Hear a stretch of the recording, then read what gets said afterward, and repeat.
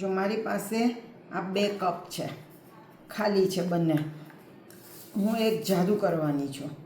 આ કપ ખાલી હોવા છતાં અંદર કંઈક જાદુથી આવી જશે. જો આ ખાલી છે, આ કપ એની ઉપર ઢાંકી દઈએ. આ ખાલી છે એટલે ઊંધો છે, એ ઢાંકી દીધો કપ. હવે તમે જોજો આમાં જાદુ થશે. જાદુ મંતર, છું મંતર, ભરેલું મંતર, ખાલી મંતર. મેં કીધું હતું ને કે કંઈક એમાં આવી જશે. તો આ શું આવ્યું કંઈક એટલે જોઈએ આપણે. જોજો એ વોટર ઓફ ઇન્ડિયા પાણી આવી ગયું. બોલો, ખાલી હતા ને 2 કપ તો પણ. વાહ, આ તો ટોપ તમારે છે. આનું રહસ્ય જાણવું છે હા. શું છે ઈ? ચાલો જણાવું.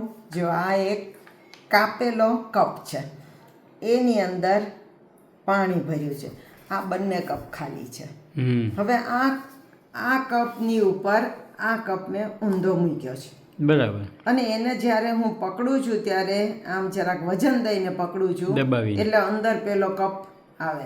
હવે ઊંધો છે એટલે સહેજે ખ્યાલ આવે કે આ ખાલી હશે.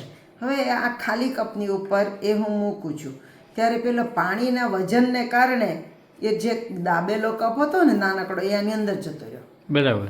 પછી હું કહું કે જો આ 2 ખાલી હતા કપ, અને તોય હવે જાદુ કર્યું તો અંદર પાણી આવી ગયું. વાહ ભાઈ વાહ, કેવું લાગ્યું જાદુ? ટોપ ટોપ છે. ટોપ છે ને? હા, છોકરાઓને બહુ મજા આવે. બાળકોને એટલે જ અત્યારે આ બધા જાદુ મૂકું છું. હા, વેકેશનનો દિવાળીના વેકેશનમાં સમય મજા છે, આવે. નાના બાળકો ફ્રી થઈ ગયા હોય, વાંચીને થાક્યા હોય પરીક્ષા દઈને, અને એનું મગજ રિલેક્સ થઈ તો એ જાય. જરાક રિલેક્સ મૂડમાં રહે વાહ અને ભાઈ વાહ. મજા આવે બાળકોને. હા. તો તમે પણ આ જાદુ કરીને તમારા બાળકોને રમાડજો. ચોક્કસ ચોક્કસ. આવજો. બાય.